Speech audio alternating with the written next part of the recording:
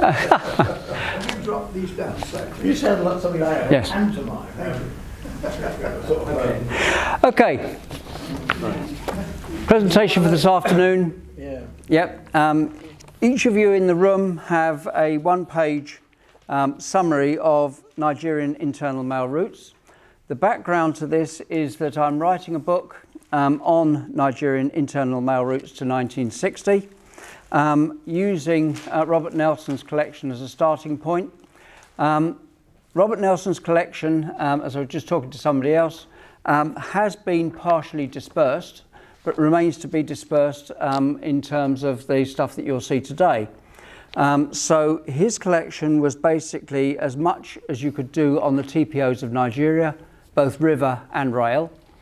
As I wrote up his collection into this book form, I wrote up the Lagos Government Railway, I wrote up the River Niger. Both of those aren't here because they were sold. They were sold as soon as I finished the write-up. The parts that I hadn't got round to, because Robert Nelson's health deteriorated and he wasn't able to approve further sections, are the railway TPOs of the Western Railway and the Eastern Railway, which will be here. So as a summary of what you'll see today, the material which has a typed write-up, like that one, is a Robert Nelson page. Those pages will appear in the West Africa Study Circle auction in due course. I don't own them.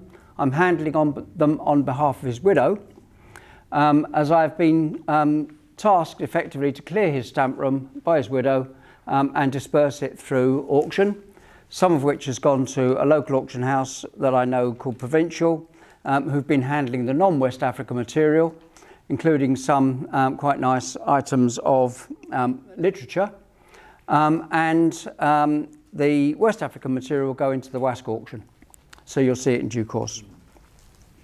As a summary of what happened to means of carriage of carriage of mails within Nigeria, you have a 5-stage process on this sheet.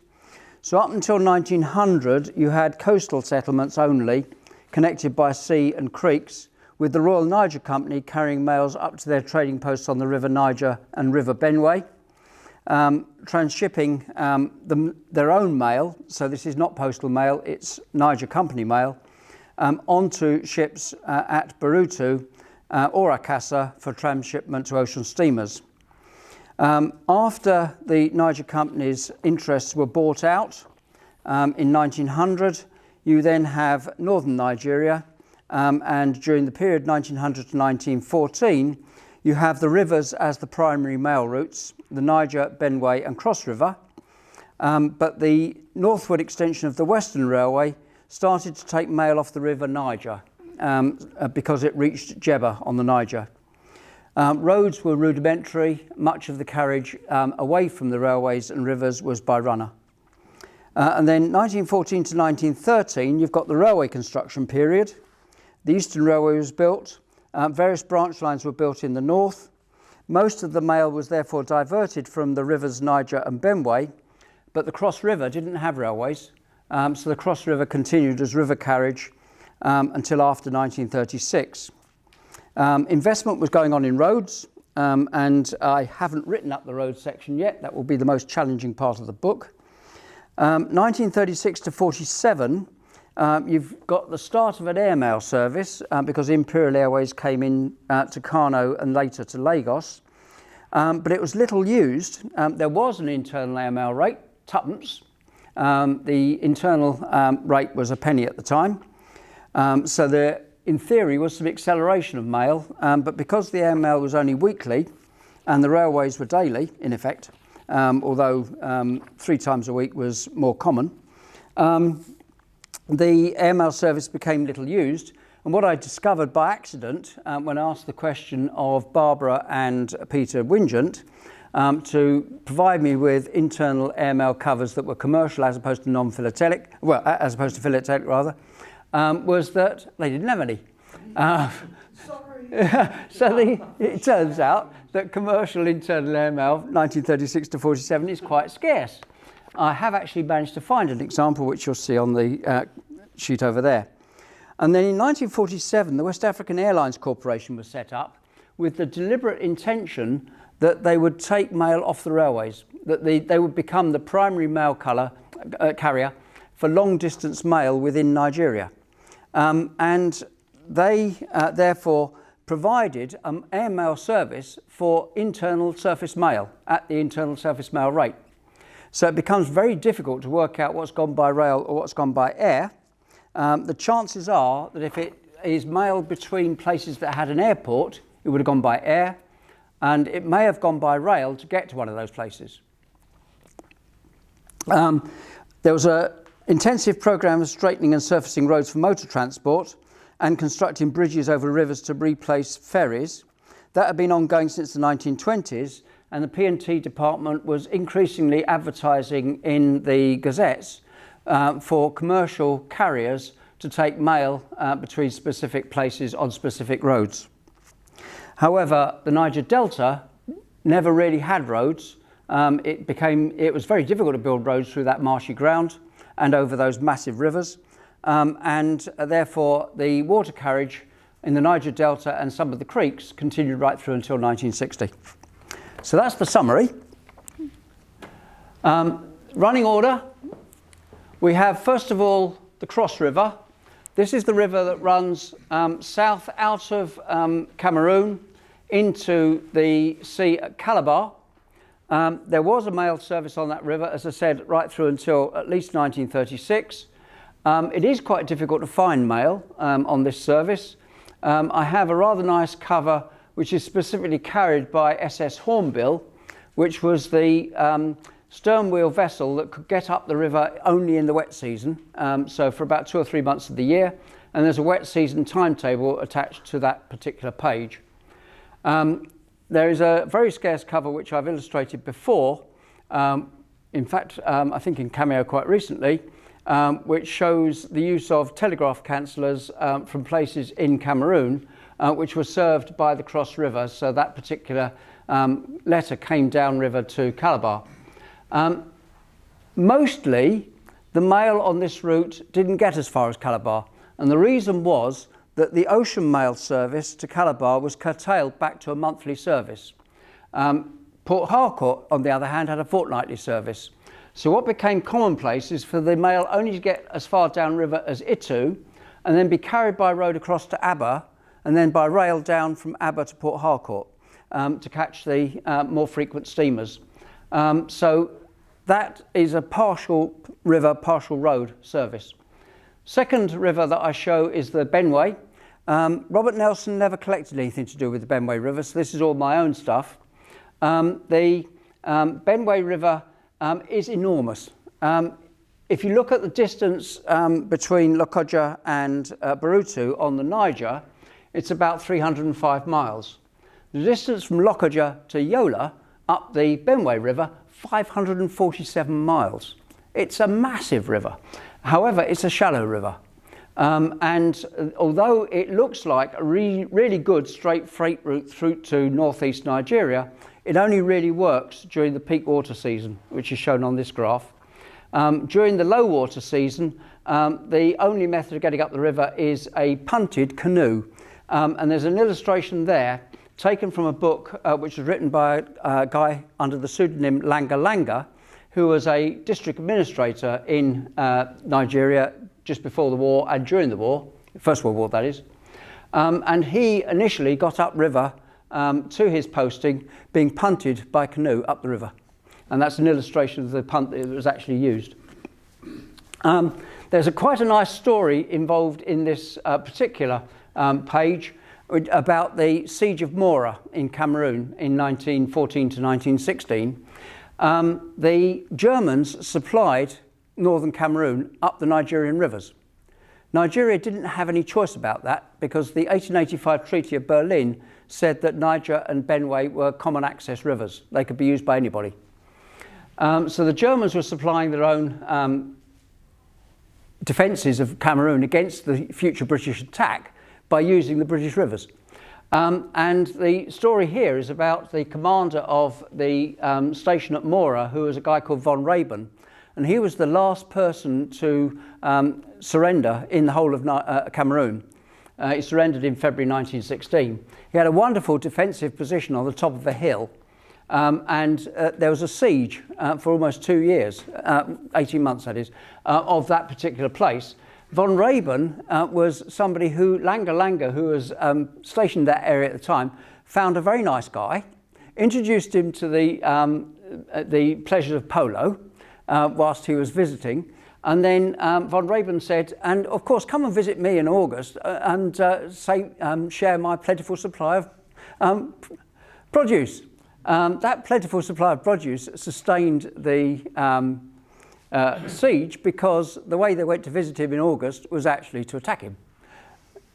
Not the way he intended, but and the way he surrendered actually was actually quite gentlemanly. His surrender terms to the British included the British paying all of his native troops. So they got their wages. So that's the Benway River. One of the other issues about the Benway River is because of its difficulty of taking boats for most of the year, there was an alternative road route developed to Jos, from Newman and Yola to Jos. Jos was a railhead. The railway therefore transported a mail very quickly from Jos to Lagos for shipping out to Britain and other European countries. So the road was progressively developed. However, in the initial stages, it was a 250-mile road. I think it's 250 from memory. And it took 15 days to carry the mail, because they had a relay of runners doing approximately 20 miles a day, which actually, considering the climatic conditions and so forth, is pretty good going. The main section of the display is the railways. There's a map showing the railways as they were in around about 1927 from memory. Yes, 1927. The railways at that point, you had the Lagos Government Railway extended to become the Western Railway. You had the Eastern Railway from Port Harcourt through to Kafanchan and Kaduna, with a branch line to Jos.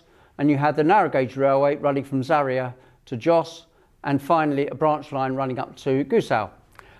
So there's a timetable of the Lagos Government Railway, and then the first few sheets are photocopied sheets from the book, scanned sheets from the book, because the Lagos Government Railway material, as I said before, has been disposed of by Robert Nelson previously. So all I have is the scans to work from. And I don't personally have any material that is relevant to Lagos Government Railway. There are some very, very scarce straight line station cancellations which appear on mail, one of which, EFO, is absolutely unique, the only known example. So that was in Robert Nelson's collection. Where it is now, I don't know. We then move on to the Lagos Government Railway's extension to become the Western Railway.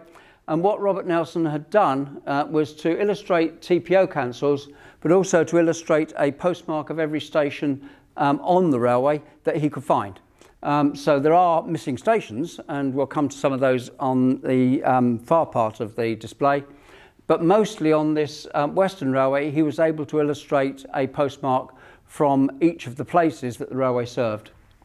So I'll canter through that lot. We then get to the travelling post office cancellations. There is a display of all of the available cancellations, including one where because mail going down country to Lagos with TPO cancellations is a lot more common than mail going up country away from Lagos. Obvious reason being that the mail going up country had been bagged all the way through from the UK to its destination, and therefore wouldn't have been sorted on the train. Whereas mail coming south will quite often be sorted on the train and bagged at Lagos. So the down cancellation, which is towards Lagos, is relatively common. The up cancellation away from Lagos, quite scarce. So there's no cover showing the up cancellation. There are only 2 loose stamps showing that. There's also one example of the up cancellation overwritten as down, and I can't see it offhand, but it's there somewhere.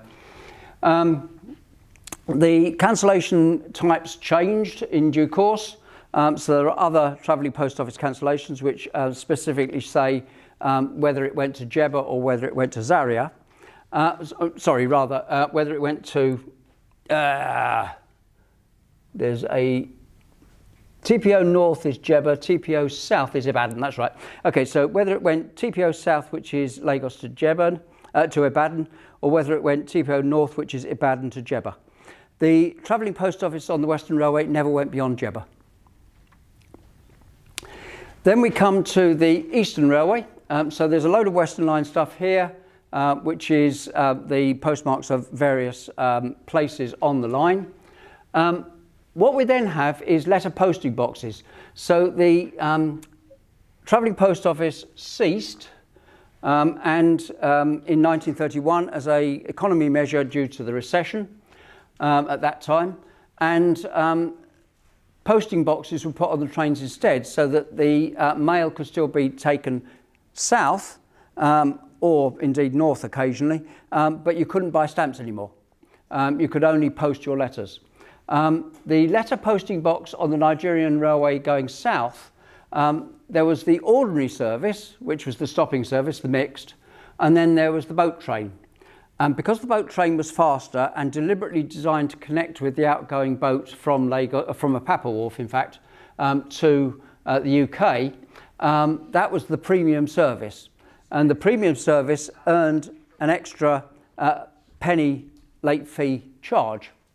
That penny late fee charge must be paid by the person putting the letter in the box. Not surprisingly, quite a lot of letters were put in those boxes without the late fee. So although there's a notice saying you need to pay the late fee of a penny to put a mail in that box, the first thing that exists is a late fee unpaid cachet, and there are a lot of different versions. I think Proud illustrates 4 different versions of that. I've only got the one kind, the Type 4. What is even nicer though is when it actually happens. So this cover, which I think is probably quite scarce, is a cover posted in the late fee box with the annotation late fee and a penny stamp put in a different place on the cover to show that it's been paid.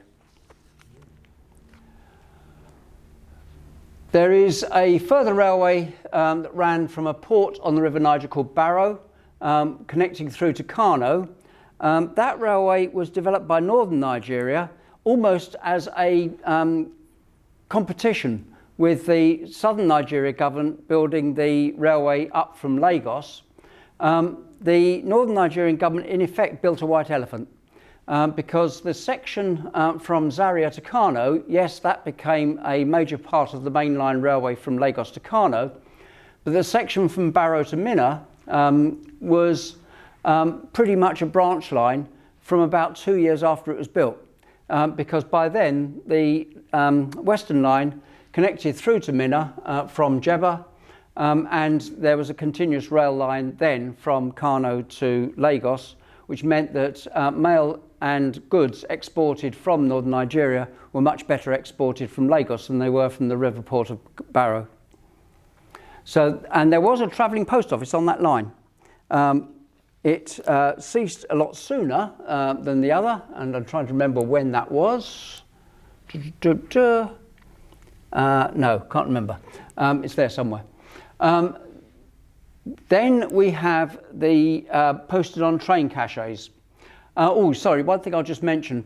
Quite a lot of the covers in the Robert Nelson display are self-addressed covers by a chap called Galloway, like that one.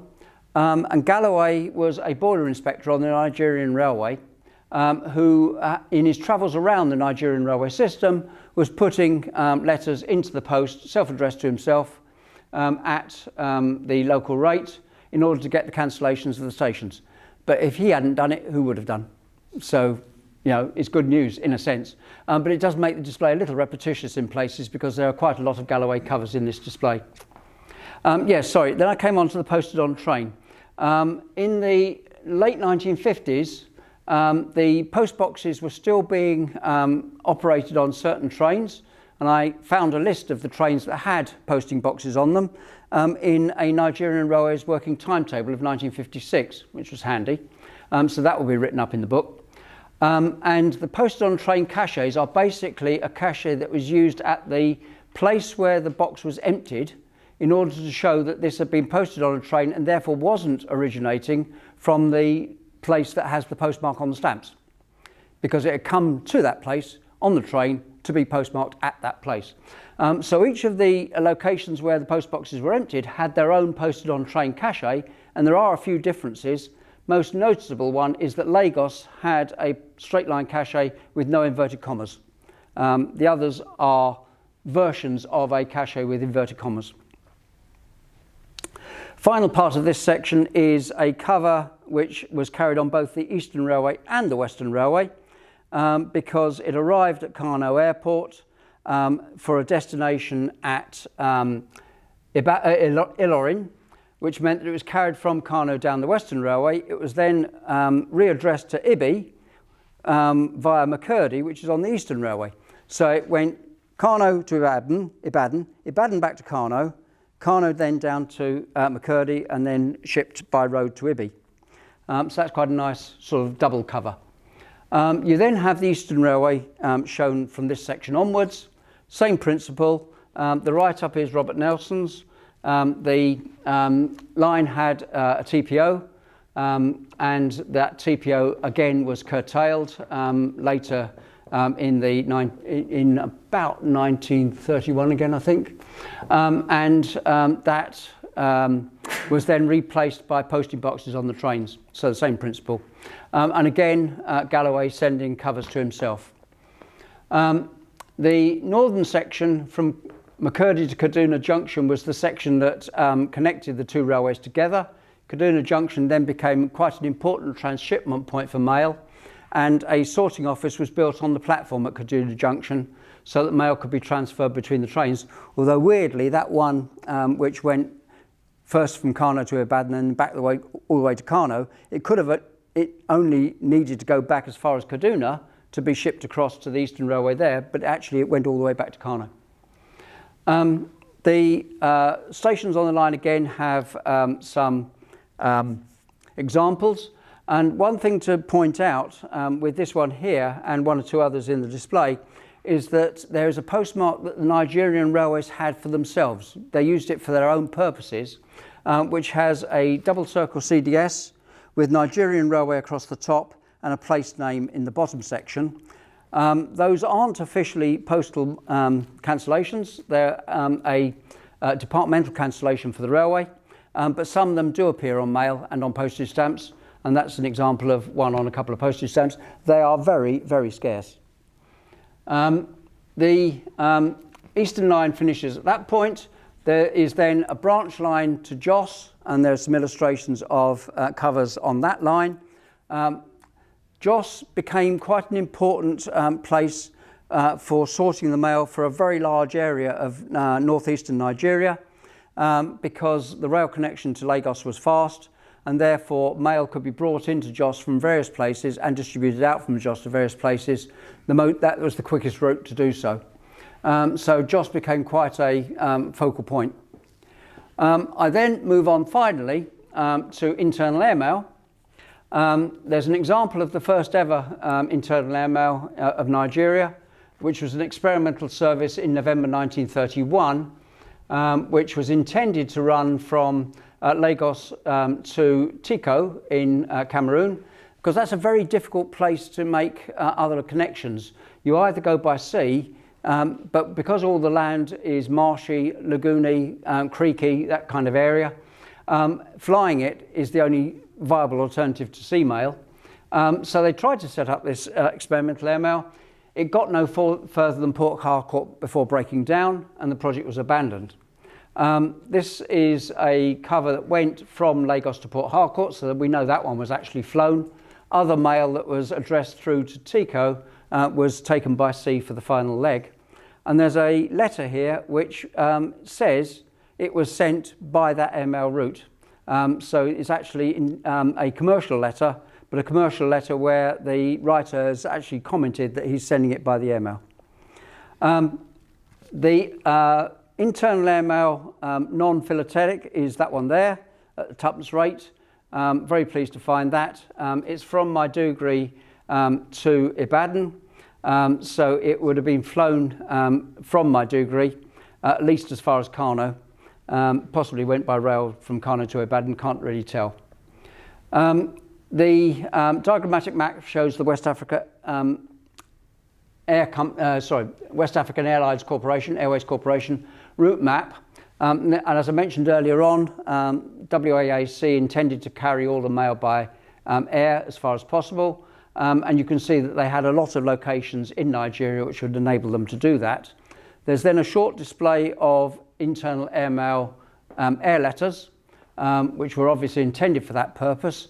Actually finding internal airmail aerograms properly used is pretty difficult. And I think the reason it's difficult is because the benefit of the financial benefit of doing so was actually pretty slim.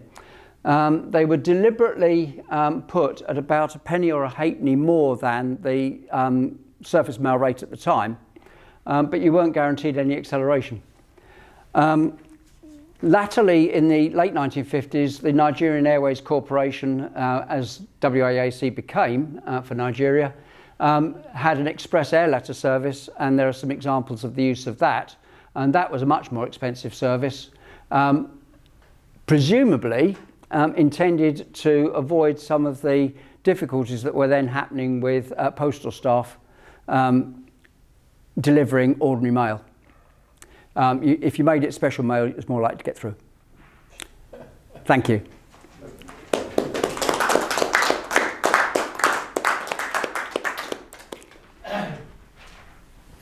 Okay. What time shall I tell Dave for tea then? 15:15. Yeah.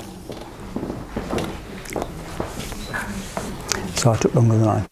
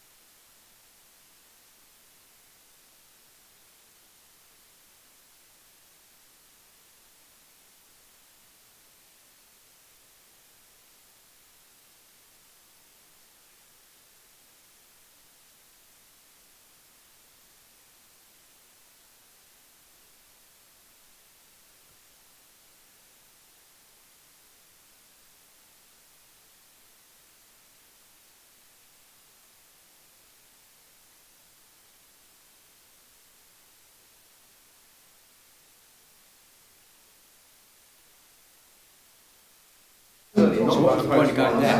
Well, not you can't say, yeah, some Nigeria, based that thing. Yeah, can't just. Yeah, that's right. And the nearest I could get to, I did wonder if the postmark had been touched up. Mm. Somebody tried to improve some of the letters, possible. The only place I could get that would almost match is Udi, which did have a Southern Nigerian council use of that. Okay. And the J and the okay. But the question is, why did you go to Udi? Yeah, and it was a coal mining area. Yeah. Yeah, and there's no real reason for it to go there because you don't connect to anywhere from there. No. The Eastern Railway was built to Enugu and Udi to get the coal out.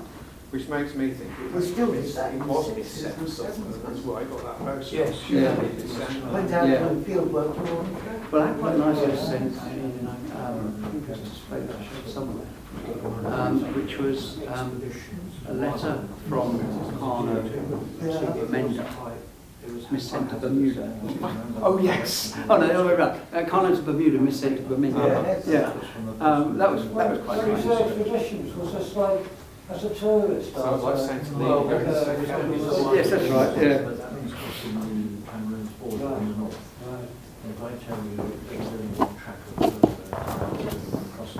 But that's my own research on that. With multi-applicant. No, that's right. Some of those background facts. Yeah, that's right. Yeah. So you've got the cover. No, I don't know.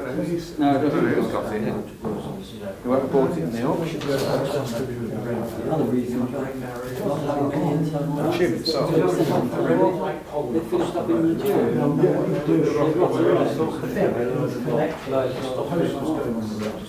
Towns on the railways. And we could do that. We don't do it in Ireland. Yeah, so take over. Yes, I mean, I do have a few cousins that. yes. They're just, I thought the archbishops which were very sort of genuine male. Yeah. I am at the moment, so that's fine. I'm just moving around. If you were taking me, it would cost you a five. Yes. Well, you were probably the one that got it this morning. Oh, yes, actually. All breaking down quite well. Very, very on my desk. So I thought we started streaming right at the middle of. I was helped. And the next one, the opposite. And we did have a twigging street. All up to the price of auction. Yes, when you got to this. Some of these papers are just. Yeah, we did say, and then people came to the station, on the station.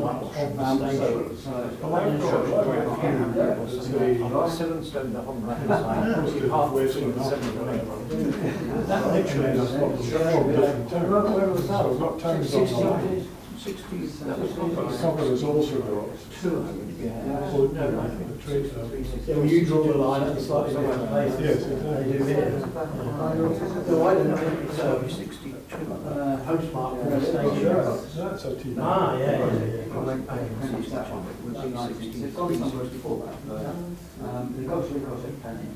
Before it needs to be. I mean, on the return visit, I got stuck in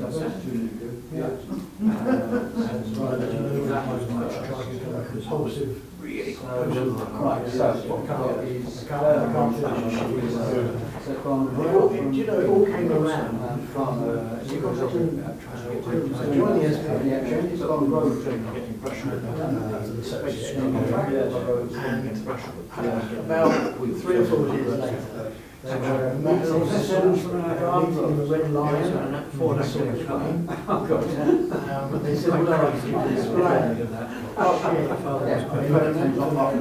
you what I'll do. I'll take the line You know these ladies? So, Yeah, that's it. I didn't realise at the time. So, they gave us 51%. And then what else they had displayed. So I remember coming from Nigeria. And what I did at the time, and we tried to back down. Because I've got So they clean away from mechanical wherever. So I thought it wasn't